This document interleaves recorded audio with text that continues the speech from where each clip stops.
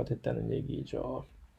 자, 여기서 약간의 격가지인데 이제 다윈은 여기서 유전자라는 그러한 관점이 다음 세대로 유전자라는 것은 결국 그 중요성은 유전자가 형질이라는 것을 나타내는데 결국 근본적인 책임이 있는 그런 요소다라는 것은 인정하는 그런 사실인데, 그러한 관점에서 이러한 형질들이 어떠한 식으로 이제 자연 환경 적응 과정을 통해서 자연이 어떤 특정한 형질을 선택을 해서 이것이 전체적으로 이제 새로운 이 특정한 형질이 대표를 하는 새로운 종으로 갈라지게 되느냐 하는 그 현상을 논리적으로 설명하는 것이 바로 이 진화론입니다. 종의 기원이라는 요 1859년에 발행된 요 책에서 그것을 이제 그 논리를 개진을 했습니다. 요 책이 이제 오리지널 원본인데, 그랬을 때 이제 요것을 이제 살펴보기 위해서는 초기 진화론을 한번 이제 뭐 많이 흔히 교과서에서 멘델의 그 진화론과 대비를 된다는 방식으로 이제 비교를 해놓은 라마르크의 초기 진화론을 한번 살펴봅시다. 이것은 또 무엇이 다른 것인지. 이 현재 라마르크의 진화론은 우리가 이제 정확하지 않은 옳지 않은 이론으로 이제 간주하고서 도태를 시키긴 했으나, 사실은 그때 당시만 해도 라마르크라고 하는 이 학자가 내놓은 진화론은 처음으로 이 진화에 대해서 가장 논리적이면서 종합적인 설명을 제공한 좋은 이론이긴 합니다. 그래서 그 유명한 라마르크의 그 용불용설, 이것이 바로 이 자신의 노력에 의한 획득 형질이 계속적으로 어떻게 발전이 돼서 그것이 다음 세대로 유전이 돼서 하나의 그 종의 대표적인 형질로 고착이 될 수 있느냐 하는 것이, 그 이론을 설명한 것이 용불용설인데, 그래서 환경 자체에서 적응 노력 자체가 형질로서 다음 세대로 유전이 된다라고 하는 것이 근간입니다. 그러면 그 그 형질들이 모든 그 종의 개개인의 구성원들 간의 그 형질이 전부 다 일반적으로 존재를 하게 되고, 다른 종에서는 그것이 발견할 수가 없을 때, 그러면 그 집단은 하나의 새로운 종이 된다라는, 그래서 이 기린의 진화 과정을 그 라마르크의 용불용설에 의해서 설명을 하고자 하면, 처음에는 기린이 목이 그다지 길지 않았었으나 흔히 우리가 잘 알고 있는 이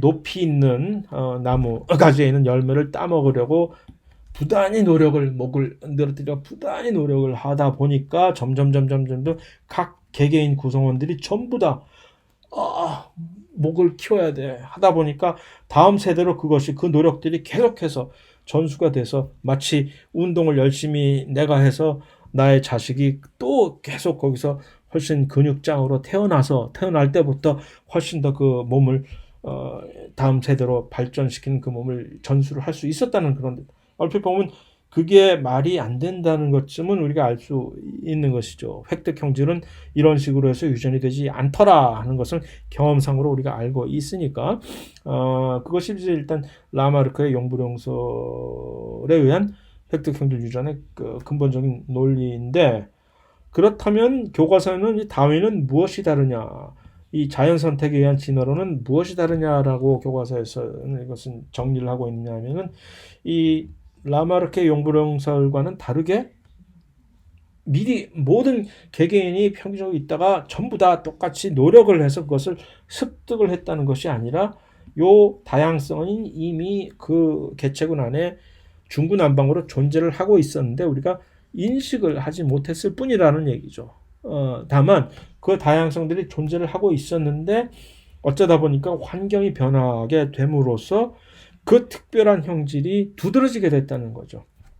무슨 얘기냐?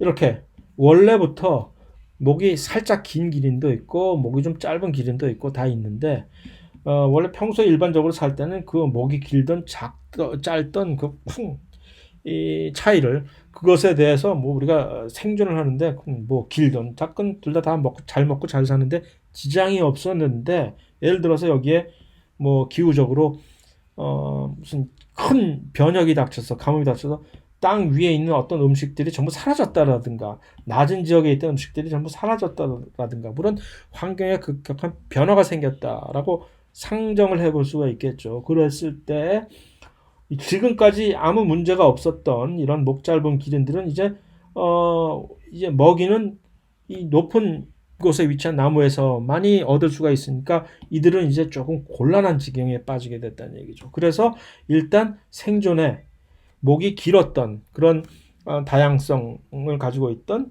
그런 형질을 가지고 있던 기린들이 조금 생존에 유리하게 되고 그러면 그렇게 살아남았던 1차 생존자들끼리 서로 또 이제 교배를 통해서 자손을 낳게 되니까 그 유전 형질이 훨씬 더 심화가 돼서 점점 더 이것이 발전돼서 이제는 나중에는 목이 짧은 기린들은 하나도 살아남지 못하고 점점 더 긴 목의 형질의 기린들이 하나의 새롭게 기린 하면 목 긴 것 하는 대표적인 그런 형질을 가지게 되는 새로운 종으로 분화가 하게 됐다는 것이 다윈의 진화론의 근간이다. 그래서 자연이 이미 있던 다양성을 솎아낸다라는 것이 라마르크의 용부동설과는 다르다라는. 그럼 여기서는 획득 형질의 유전은 되지 않는다라는 것을 강조를 하는 것이죠. 여기서. 자, 그것이 일단 교과서적인 다윈의 진화론과 라마르크의 용부동설의 차이점으로 우리는 알고 있습니다만은 사실은 다윈 자체가 뭐였냐 하면은 요 범생설을 신봉한다는 얘기는 획득 형질을 인정을 한다는 얘기죠. 사실은 다윈은 유전자라는 것이 어떠한 방식으로 작동이 되는지에 대한 이해가 전혀 이분이 그 당시에 같이 당대에 살았던 이제 맨델을 만나봤었어야 되는 건데 그 두 분은 불행히도 서로 교류를 하지 못했기 때문에 그래서 거기에 대한 아이디어가 사실은 전혀 개념이 없었어요. 그래서 그냥 막연하게 이것을 믿고 있음에도 불구하고 막연히 자연이 그것을 이렇게 선택을 한다라는, 물론 이것을 강력하게 주장을 하지 않았기 때문에 이것이 묻혀져 있긴 했지만, 그래서 사실 가까운 지인들과의 대화록에서도 빈번하게 나타나는 것이 그 지인들이 지적을 하기에 야 이건 맞지 않는 거 아니야 이론에서. 그럼 그 자신도 스스로 인정을 하면서 일단 이 고민, 자가당착에 빠진 고민들이 엿보는 그 책에서도 엿보여지는 사례들이 몇 개가 있습니다. 그래서 이 다윈 자체는 이러한 이 범생설에서 여러 이 각 몸의 부위에서 이 정자로 있는 정보들이 이렇게 다 전달이 돼서 지배하게 된다는 사실을 철저하게 신봉하고 있던 사람이었기 때문에, 그렇다면 당연히 획득 형질들이 유전이 될 수가 있어야지. 물론 유전에 대한 획득 형질을 표출하는 그 개개인을 자연이 선택을 특별하게 한다라는 그런 이론에는 그것은 매우 기가 막힌 이론이긴 하지만 이러한 맹점이 있었다라는 점입니다. 자, 그러한 획득 형질에 관한 그런 논란을 완전히 쐐기를 받고 잠재운 그런 학자가 이제 이 당시에 일단 바이즈만, 독일의 이제 생물학자는 이제 바이즈만이라고 하는 생물학자입니다. 그래서 전 플라즘이 한국말로 굳이 번역을 이렇게 하다 보면 말이 생식질 이렇게 돼버리는 것이라서 조금 생식질 발음하기도 매우 힘들고, 그런데 전 플라즘 시어리라고 하는 것은 이것은 무엇이냐면은 아까 그 범생설을 완전히 차단을 해버리는 이론입니다. 그래서 생식세포 안에서만 점셀, 정자 또는 난자 안에서 벌어지는 그것만이 다음 세대로 유전이 되지 절대로 체세포에서 어떤 정보가 생식세포와의 이 간극을 넘어서 들어오지 못한다라고 하는 것이 바로 이 전 플라즘 시어리의 근간입니다. 그래서 요 전 플라즘에서만 1대 전 플라즘 정자 또는 난자에서 수정을 통해 갖고서 여기에 있는 정보만이 이 소마라고 하는 체세포들 나중에 이 발생 과정을 통해서 하나의 성체를 형성하는 데 영향을 주지, 이것이 무슨 얘기냐면은 이쪽에서 거꾸로 여기에 있는 정보가 이쪽으로 이제 나중에 다음 세대를 이제 준비를 하는 과정에서 이렇게 절대 되지 않는다라는 것이 바로 이 존 플라즘 티어리의 골자라고 얘기를 할 수가 있습니다. 그래서 1세대, 2세대 이렇게 넘어갈 때마다 다시 새롭게 여기서만 출발을 하는 것이죠. 여기서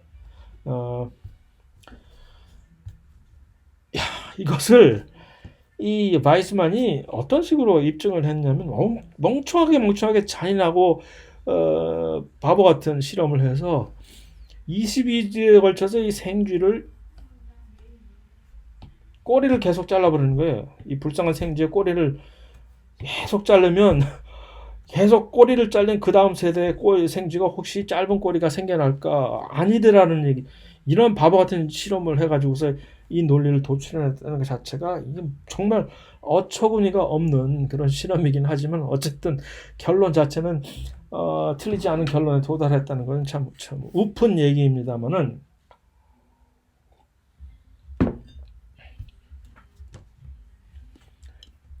자, 그래서 이 존 플라즘 티어리의 골자는 최서포고 환경적인 과정에서 얻은 형질, 획득 형질이죠. 그것이 바로. 이것은 유전이 안 된다라는 얘기죠. 그래서 이 소위 유명한 바이스만 베리어라고는 이 바이스만 장벽이라고 하는 것이 있습니다. 아까 보여드렸던 그 그림에 이거죠. 바이스만 장벽이라는 것은 이 장벽 여기서 이쪽으로 넘어오지 못한다는 거죠. 이 장벽은 결국 이 획득 형질의 유전으로 대표되는 그 라마르크의 그 이론과는 완전히 대척점을 이루는 서로 양립할 수 없는 그런 이론으로 이제 우리가 알려져 있습니다. 그래서 여러분들 교과서에서는 바로 이 범생설, 획득 형질의 유전을 주창하는 범생설과 생식시설의 차이점을 정리를 한 것인데 자, 그런데 여기서 획득 형질이 유전이 되지 않는 것에 대해서 다시 한번 우리가 한번 정리를 해봅시다. 획득 형질은 유전이 되지 않는다. 정말?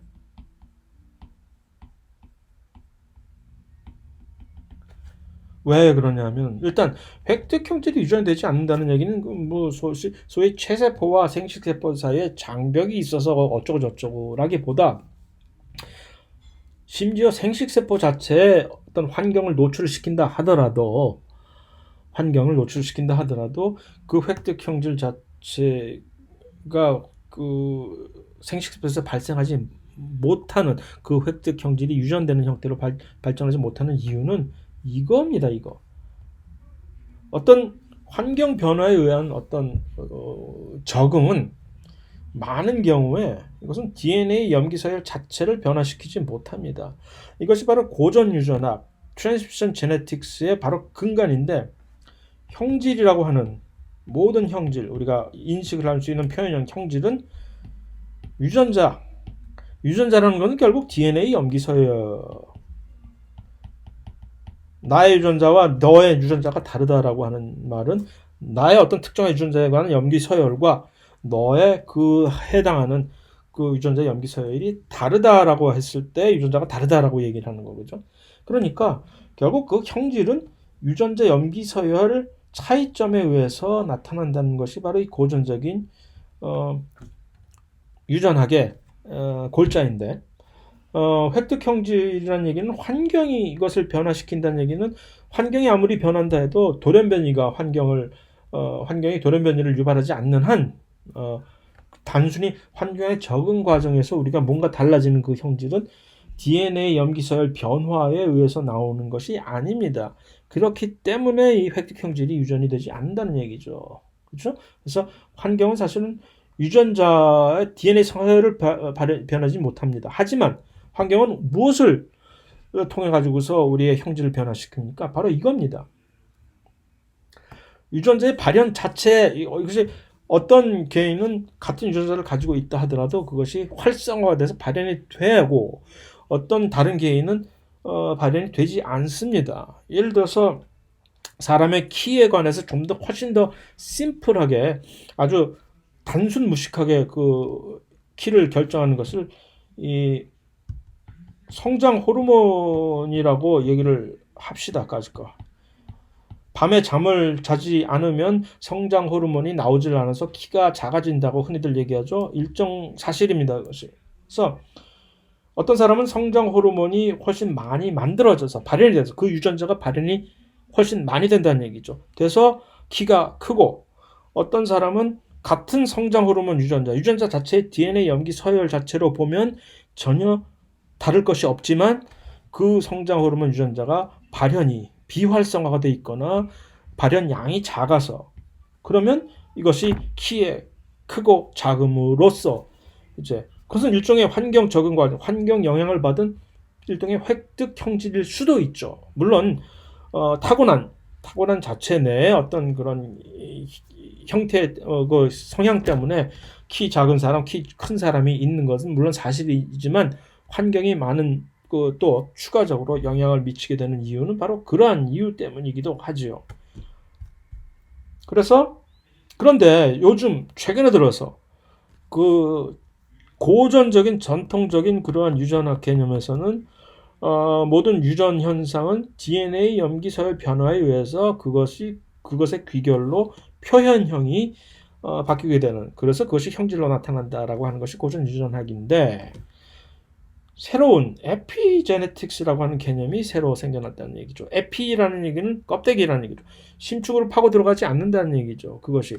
그래서 이것을 그대로 글자 그대로 직역을 하려면 껍질 유전학이라고 얘기를 했었어야 되는 건데 훨씬 더 이제 지혜롭게 한국에선 이것을 번역을 했습니다. 그래서 이것을 후성 유전이라고 이제 번역을 하는데 이것은 무엇이냐 하면은 포괄적으로 DNA 염기 서열은 변화가 없는데도 불구하고 형질이 변화가 생기는 현상을 후성 유전에 의한 것이라고 얘기를 합니다.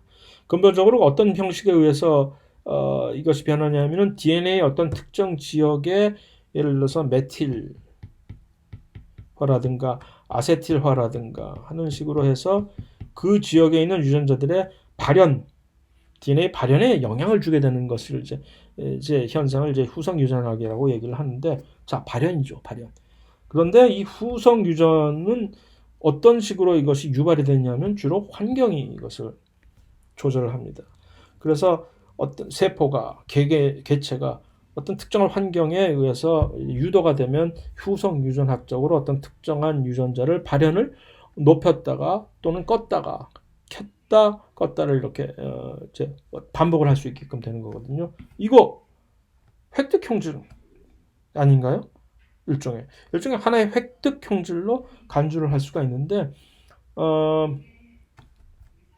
그런데 요즘 와서 어제 확인된 사실은 모두 다는 아니지만 일부 어떤 후성 유전 형질은 유전이 되더라는 얘기죠. 그것을 각인을 하고 있다, 기억을 하고 있다가 다음 세대로 계속해서 이러한 특정한 형질로 그러면은 이제 어떤 이 집단과 다른 지역 집단을 우리가 비교를 해보면 DNA 염기 서열 관점에서는 전혀 변화가 없는 것인데도 불구하고 계속 확실히 형질의 차이가 유전되는 형질의 차이가 있다는 얘기죠. 그래서 일단 옛날에 우리가 획득 형질은 절대로 유전되지 않는다라고 하는 그 라마르크의 그 용불용설을 이건 틀린 이론이라고 이제 간주를 했지만 이제 와서는 어쩌면 이 패러다임도 이제는 사실은 다시 생각할 시점에 와 있다라는 것이 현재 우리 유전학이 당면한 하나의 그 관점이라고 얘기를 할 수가 있습니다.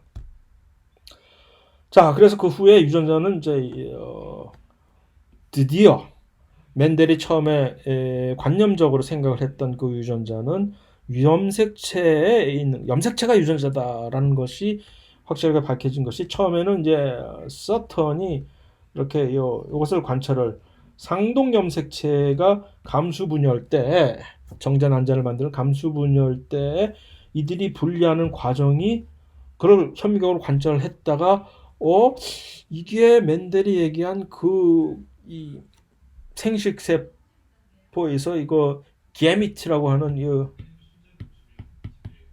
배우체들이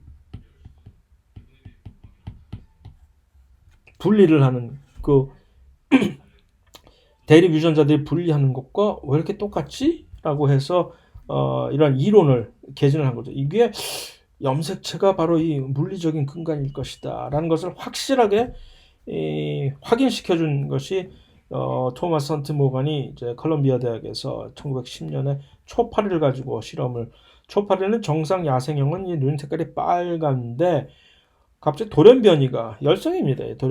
돌연변이가 하얀색 눈을 가진 돌연변이가 생길 수가 있습니다. 초파리는 암수 구분이 또 이렇게 쉬워요. 수컷은 Y 염색체를 이렇게 가지고 있고 암컷은 X 두 개의 X 염색체를 가지고 있는데 그러니까 교배를 할 때 암수가 이렇게 서로 다르기 때문에 그것도 훨씬 쉽고 그런데 무엇이 문제가 됐냐면은 보통 일반적으로 이런 식으로 우열의 멘델의 유전 법칙에 의해서 열성 유전자를 이렇게 분리를 다음 세대로 했을 때는 우열의 법칙이 확실하게 그대로 다음 세대에서 3대 1, 그 다음 세대에서 1대 2대 1, 뭐 이런 식으로 유전자, 아니죠. 그렇게 표현이 다음 세대에서 표현형으로 3대 1, 유전자 조합형으로 1대 2대 1에 이렇게 표현형이 F2 세대에서 F1 세대에서는 모든 표현형이 이것이 열성이었다면 전부 표현형이 정상 야생형 표현형이 나오고 뭐 하는 식으로 멘델의 고전적인 그런 분리의 법칙을 따라 썼어야 되는데 이러한 교배 과정에서는 당연히 바로 그 멘델의 첫 세대에서는 멘델의 그 분리의 법칙을 따르는 것처럼 보이는데 양친의 이것을 변화를 시키면 이런 현상이 발생을 하더라는 얘기죠. 수컷과 암컷이 누가 이 돌연변이를 가지고 있느냐에 따라서 이 성별의 차이가 이 성별의 차이에 따라서 요 돌연변이 표현형이 나타나는 그 비율이 다르더라는 희한한 현상이 발견을 한 것이죠. 그래서 뭐 여기서 그것을 훨씬 더 정밀하게 들어갈 필요는 없고 나중에 우리가 다르게 될 테니까 결론은 뭐냐면 이 윤색깔 돌연변이 유전자가 그런 그러니까 상염색체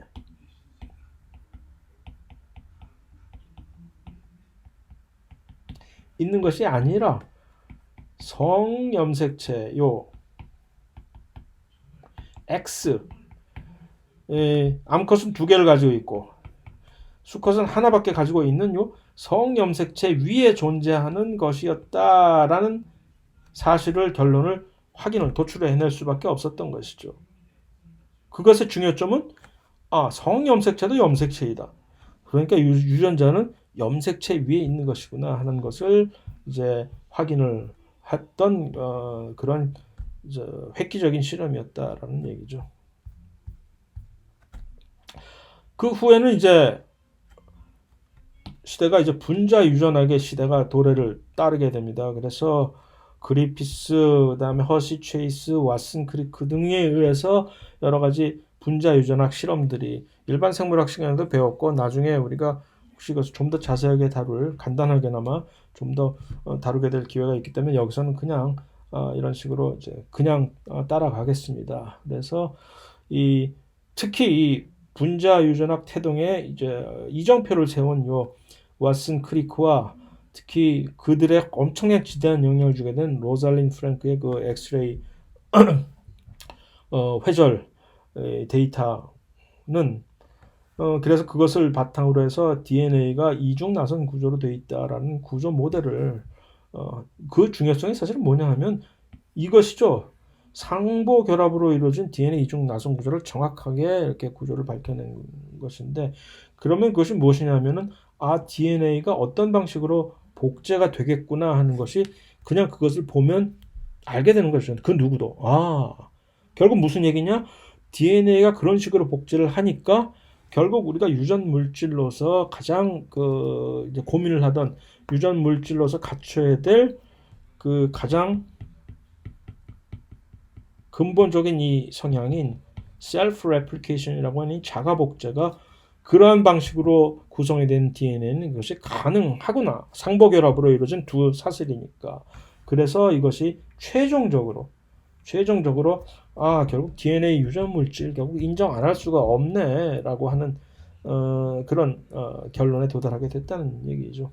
그래서 이것이 현대 분자 생물학의 태동을 유발하게끔 됐다는 얘기입니다. 그 후에는 이제 걷잡을 수 없이 비약적으로 분자 생물학이 이제 발전을 하게 됩니다. 그래서 73년도에는 처음으로 이것을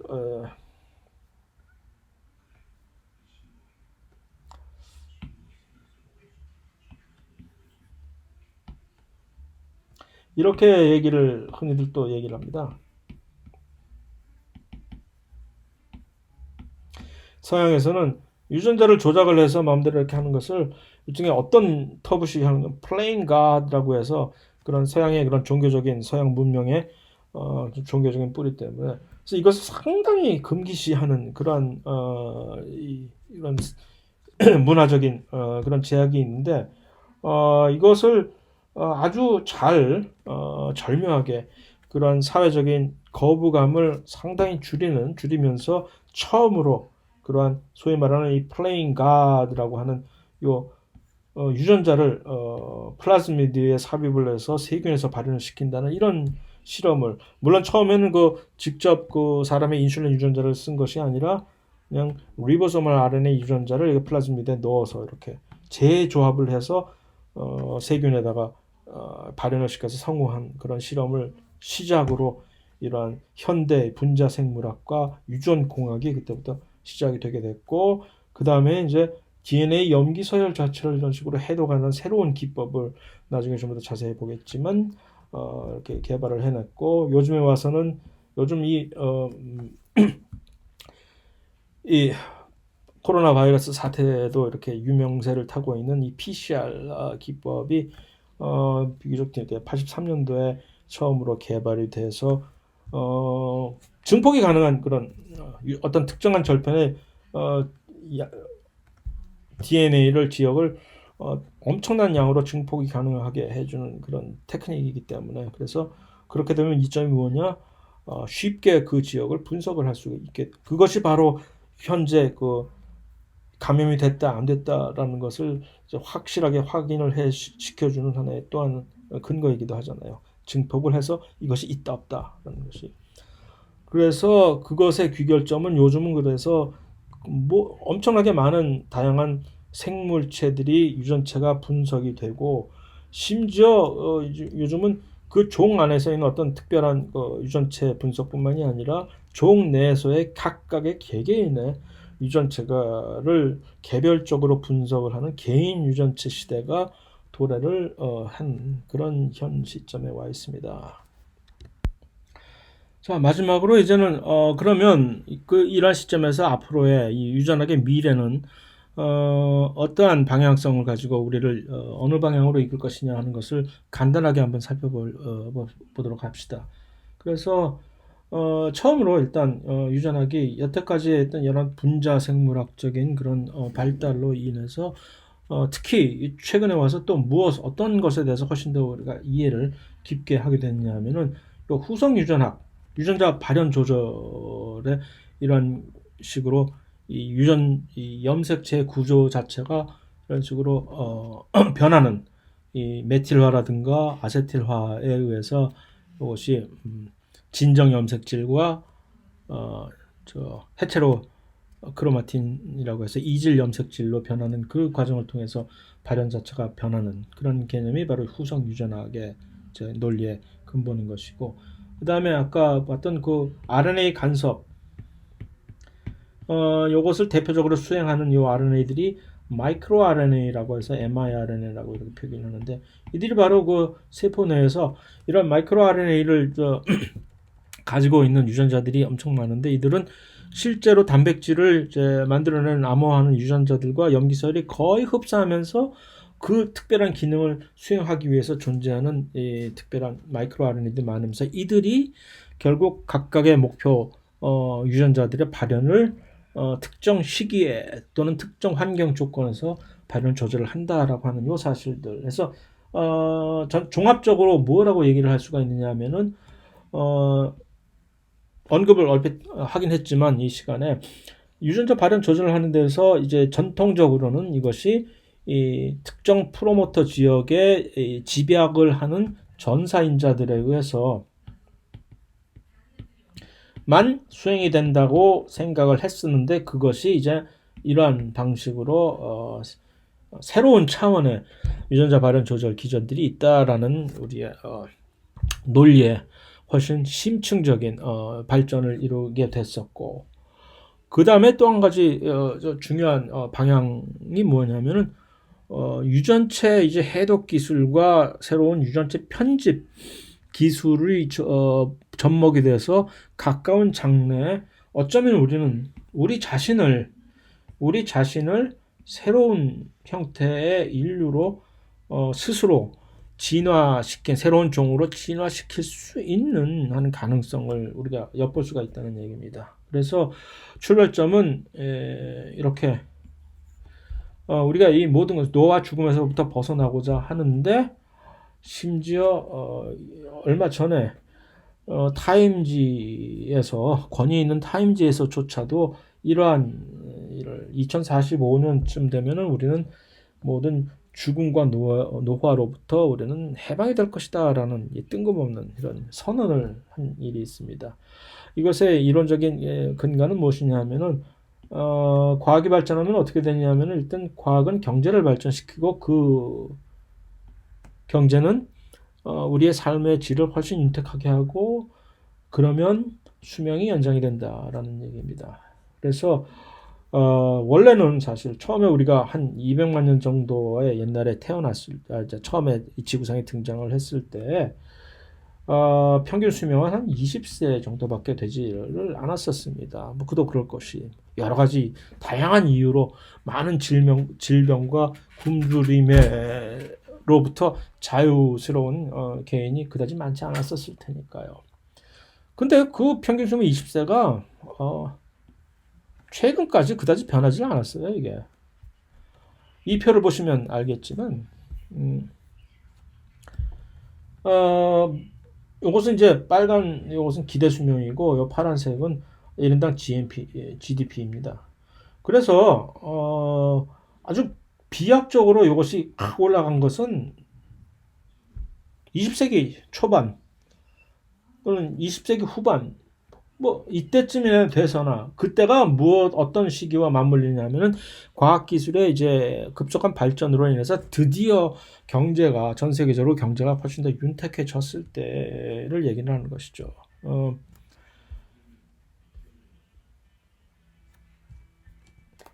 그래서 이제 그런 관점에서 앞으로 이제 인간 수명의 연장이 어떻게 더 가속화될 수 있을까 했을 때, 바로 첫 번째가 지놈 시퀀싱 기술이라고 하는 이 인간 유전체 해독 기술입니다.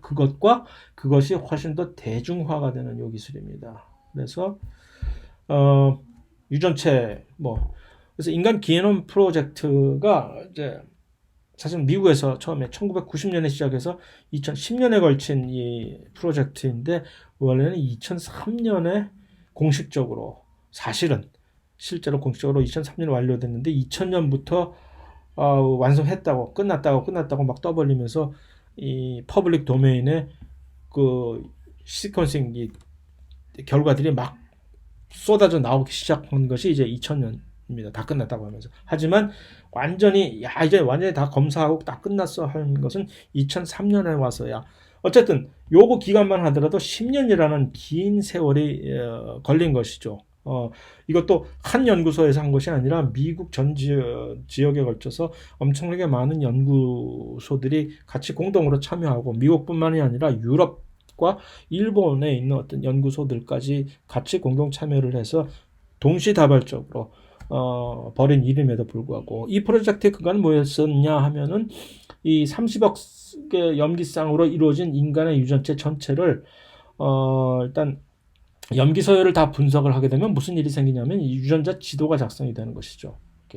그래서 염기 서열 자체가 이렇게 해독이 되고 지도 작성해서, 그러면 어떤 유전자가 어느 위치에 있는지가 이제 확실하게 지도로, 이 유전적인 그런 피지컬 맵이 아니라 완전히 이제 지노믹 맵이 형성이 되는 것이 바로 유전자 지도 작성이라고 얘기를 할 수가 있겠습니다. 그래서 이것이 미국 국민의 혈세로 이루어진 30억 불 정도가 들어간 그런 프로젝트입니다. 10년 동안에. 그래서 우스갯소리로 그러니까 30억 개의 염기쌍이니까 30억 불이 들었으니까 염기 한 쌍, 뉴클리오타이드 하나 읽는데 1달러씩을 들여가지고서 이제 한 엄청나게 많은 돈이 들어간 긴 세월에 걸쳐서 한 프로젝트입니다. 읽은 것은 한 10명 이하의 사람들로부터 이제 공열받은 그들의 이제 혈액세포에서 추출한 DNA들을 전부 조합을 해서, 그러니까 일종의 평균을 냈다고 할 수가 있는 것이죠. 해서 이것이 인간의 전체를 대표하는 유전체이다라고 이제 뭐 분석을 한 것이죠. 그런데 여기서 이제 왜 2003년인데 2000년이라고 하는 요 스토리를, 비하인드 스토리를 한번 제가 얘기를 해보겠습니다. 그래서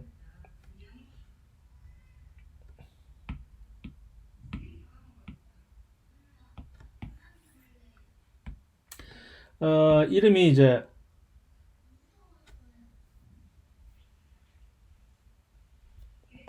크레이그 벤터라고 하는 이분입니다. 아직도 살아계신 이분인데 아주 참 기인한 행동을 많이 하는 사람입니다. 사업가인데 이 과학에 이제 조예가 깊은 사업가입니다. 억만장자이기도 하고. 그래서 어떻게 보면 이 생명공학 업계의 스티브 잡스라고도 얘기를 저는 개인적으로 생각을 하고 있는데, 뜬금없이 이분이 한 유전체 프로젝트가 이제 진행이 되고 있는 한 2년 3년 정도를, 한 3년, 2000년, 그러니까 한 1996년에서 7년 정도, 그때쯤 얘기입니다. 그랬을 때, 그러니까 지지부진 1990년에 시작을 해서 지금 계속 가고 있는데, 하세워라 지지부진 유전체 해독 프로젝트가 계속 진행이 되고 있는 거죠. 근데 이 크레이그 벤터가 갑자기 혼자서 개인이 딱 나오더니 자기는 이 인간 유전체 해독 프로젝트를 혼자 지금부터 시작을 할 예정인데 3년 안에 이것을 완성을 하겠다. 모든 사람들이 여기에 참여하지 않은 다 공익위시에서 과학자들이 전부 다 비웃었겠죠. 뭐가 어쩌고 어째? 우리가 지금 근 7, 8년을 달라붙어서 이건 이렇게 하고 있는데도 아직도 지금 언제 완성이 될지 모르겠는 이런 시점에서 네가 혼자 이것을 시작을 해가지고 3년 안에 이것을 완성한다고, 정말 우스운 놈 다 보겠네 라고 했지요. 그런데 3년 안에 진짜 했어요. 어떻게? 이 크레이그 벤터는 매우 새로운 방식으로 나중에 이제 샷건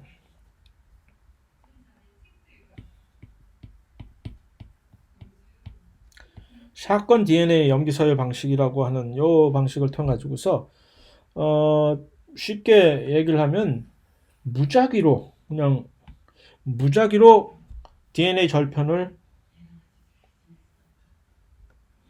이렇게 염기서열 분석을 할 DNA 절편을 무작위로 막 자른 절편을 하나하나 작은 절편을 이렇게 해독을 한 다음에 이들을 컴퓨터에 큰 도움을 받아가지고 이들을 나중에 가서 이렇게 다시 연결을 서로 이렇게 오버랩이 되는 부분들을 이렇게 찾아내가지고 이렇게, 그래서 연결을 컴퓨터로 해서 종합적으로 이렇게 이제 나중에 이어 맞추는 그러한 방식의, 이것이 훨씬 빨라질 수밖에 없고 해서 그때만 해도 아주 혁명적인 신개념의 기술이죠.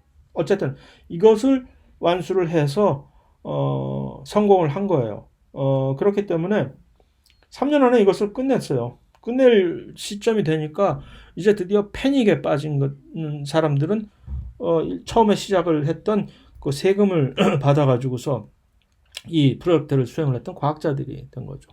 왜 패닉에 빠지냐면은, 만약에 크레이그 벤터가 이것을 먼저 완성을 하고서 이것을 끝냈을 때 모든 이 DNA 염기 서열은 개인의 특허로 걸어버리고 다른 모든 일반인들이 거기에 과학자들 및 모든 일반들이 접근이 이제 불허가 되는 그런 불상사가 발생을 하게 되는 것이죠. 그래서 그러한 일은 무슨 일이 있어도 막아야 되겠다 싶어서 원래 이것이 바로 그 이유입니다. 사실은 2003년도에 대해서 제대로 끝날 수가 있는 일이었는데 2000년부터 마구 흘리기 시작한 거예요. 아, 끝났다 하고 마구. 그래야 끝내서 이것을 퍼블릭 도메인에 흘려놔야 크레이그 벤터가 혹시 걸지도 모르는 특허로부터 이것을 보호를 받을 수가, 보호라기보다 그 특허로부터 제약을 받지 않을 수. 그래서 결국 그런 일을 한 것이고, 나중에 가선 최종적으로 서로 간의 타협을 통해서 그때 당시에 빌 클린턴 대통령이 나중에 더 양자의 손을 다 들어주면서 둘 다 잘했어요 하고 이렇게 그것을 평화롭게 마무리가 되는 그런 해프닝이 있었지만, 어쨌든 여기서 그것을 말씀을 드리는 이유는 새로운 기술, 새로운 염기서열 분석 기법을 통해서 시간이 원래는 한 10년 걸렸던 그것을 그때 3년으로 단축을 시켰던 그런 일이 그때만 해도 이미 발생을 했다라는 얘기죠. 그것이 이제 훨씬 더 발전을 해서 이제는 요즘은 아주 완전히 새로운 방식의 염기서열 분석, 이것을 우리는 차세대 염기서열 분석이라고 얘기를 합니다. NGS라고 해서 New가 아니라 Next Generation Sequencing이라고 해서 이것을 이용하면은 이제 해독 기술 자체가 엄청나게 발전을 하기 때문에, 기술이 발전하면 뭐가 되냐면 시간이 짧아지고 비용이 감소를 하게 되는 거죠. 이것이 바로 그것을 정의해 놓은 것입니다. 그래서 처음에 막 이 인간 유전체 해독이 막 끝났던 그 2000년대 요때만 해도 이것이 이제 그 비용이 총 30억 불이 드는 그런 얘기였는데, 이것이 불과 2년 후에는 10분의 1로 떨어집니다. 그것이 훨씬 더 비약적으로 2010년간에서는 이제는 5,000불, 막 일종의 약 500만 원, 500만 원이면 이거는 개인적으로, 그러니까 옛날에는 이 유전체 분석 시대에, 그때 당시에 저는 이제 미국 유학에서 학부생으로 공부를 하고 있었는데, 그때 제 지도 교수가 한 번은 점심을 저랑 같이 개인적으로 하면서 저한테 넌지시 물어보시더라고요. 요 인간 유전체 분석 휴먼 게nom 프로젝트에서 어떻게 생각하느냐라고. 뭐 특별히 무슨 뭐 큰 기특한 생각이 있었겠습니다마는, 뭐 그때 학부생이 뭘 알아야.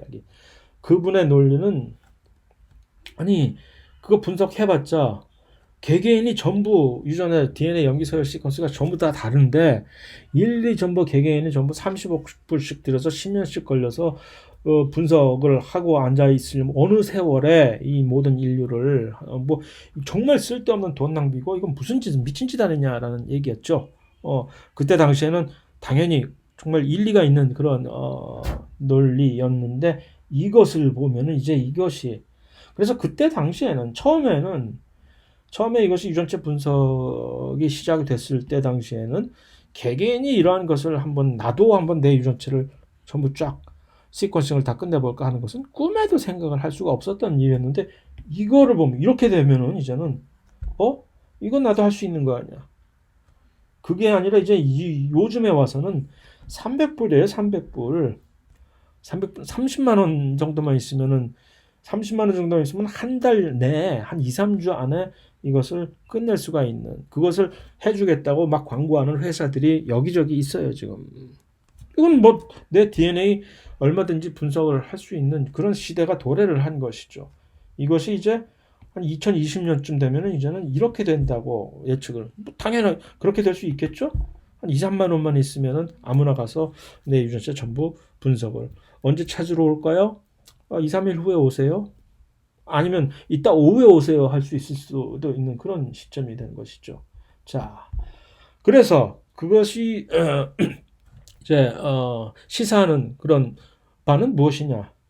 이제는 이것이 가능하다는 얘기죠. 맞춤형 의학. 그러니까 옛날에는 어떤 질병이 걸린다든가 할 때, 유전 질환이 있다든가 할 때, 그것에 대해서 이미 어떤 치료 방법이라든가 약이 존재를 한다면 다행스럽게 이것이 치료가 가능한 것인데, 이제는 그럴 필요 없이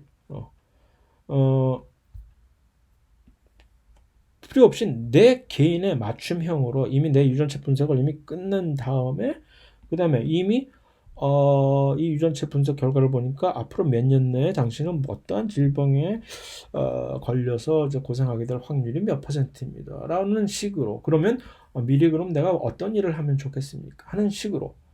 그래서 정형화되고 사후 대응만 언제나 할 수 있었던 그런 기존의 의학이 이제는 이미 갖춘 것이 아니라 혼자서 맞춤형으로 그다음에 미리 그것을 선제적으로 대응할 수 있는 방식으로 변했다는 얘기죠.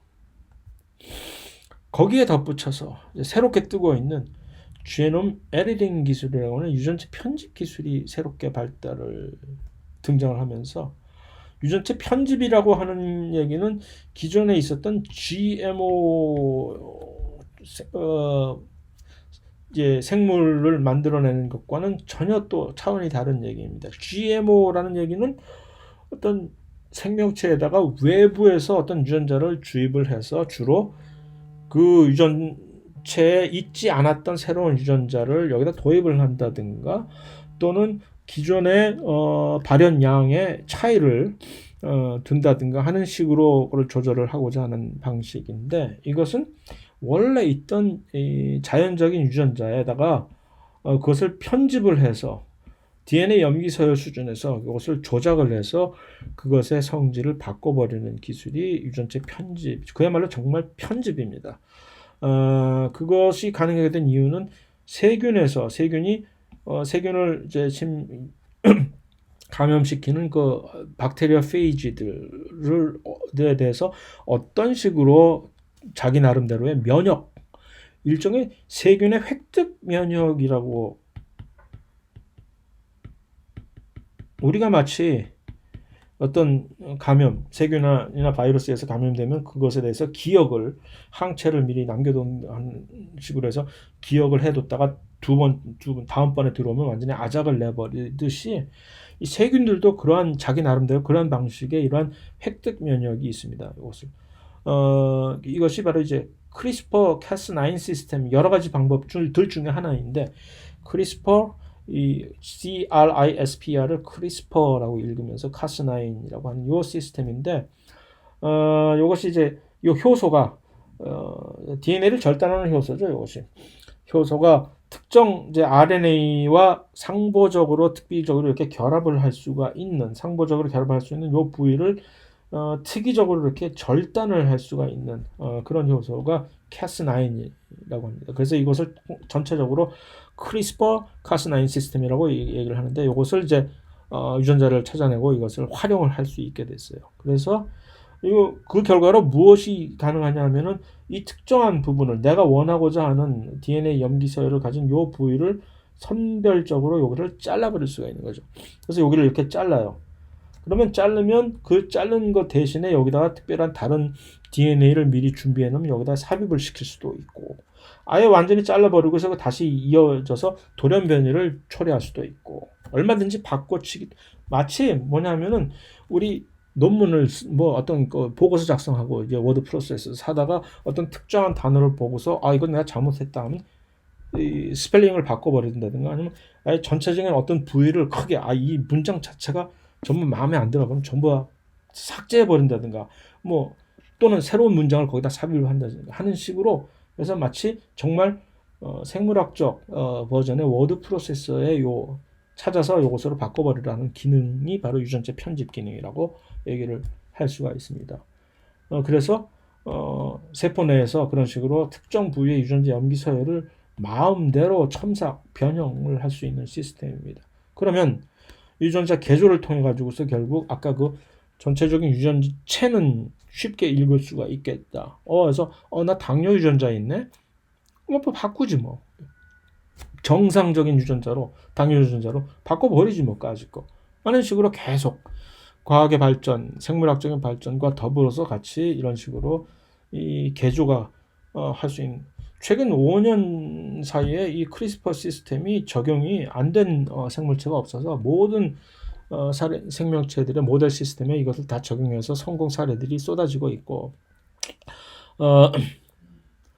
그러면 이제 사람한테도 이것을 적용할 것이냐 했을 때 윤리적인 문제만이 제약으로 남아 있을 그런 뿐이라는 얘기죠. 그래서 그 제약이 풀릴 어쩌면 사실 이 코로나 바이러스 사태도 어쩌면 그러한 크리스퍼를 인간에다 적용을 하는 그런 장벽을 훨씬 더 쉽게 낮춰주는 하나의 기폭제 역할을 할 수 있을런지도 모릅니다. 개인적으로.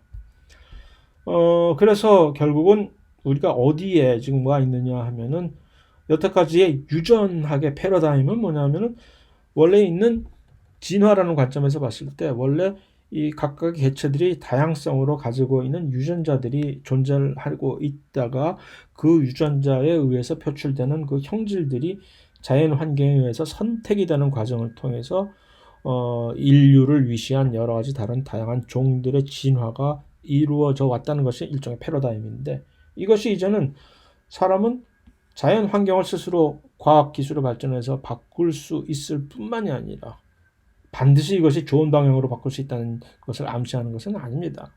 여태까지 계속 하는 행태로 보면 나쁜 방향으로 바꿔왔었다는 얘기죠. 뿐만 아니라 이 유전자 자체, 자신의 유전자 자체도 그런 식으로 변화시킬 수 있는 능력이 이제 만들어졌으니까 여태까지 기존에 존재해왔던 진화라는 그 프레임이 완전히 바뀌어버리는 거죠. 그것이 새로운 패러다임으로 확립될 수 있는 지금 현재 가능성을 눈앞에 두고 있다라는 그러한 시점에서 우리가 고전, 현대 유전학을 아울러서 한 학기 동안 살펴보고자 한다라는 것이 이제 맺은 말이 될 수가 있겠습니다. 오늘 강의에. 그래서 3절은 공부를 시작하기 전에 알아둬야 할 기본 개념들 책에 있는 것을 이렇게 정리를 했는데 혹시라도 이 중에 하나라도 이렇게 이제 잘 모르겠다 긴가민가 하다면 뭐 저한테 개인적으로 확인을 요청을 하신다든가 아니면 쉽게 일반 생물학 책이라든가 뭐를 해서 다시 한번 기억을 새롭게 하실 수가 있으니까 이걸 굳이 제가 일일이 짚고 나갈 필요는 없겠다라는 생각이 들고 그것을 끝으로 오늘 강의를 마치면 되겠다라는 생각이 듭니다. 그럼 다음 시간에 또 찾아뵙도록 하겠습니다.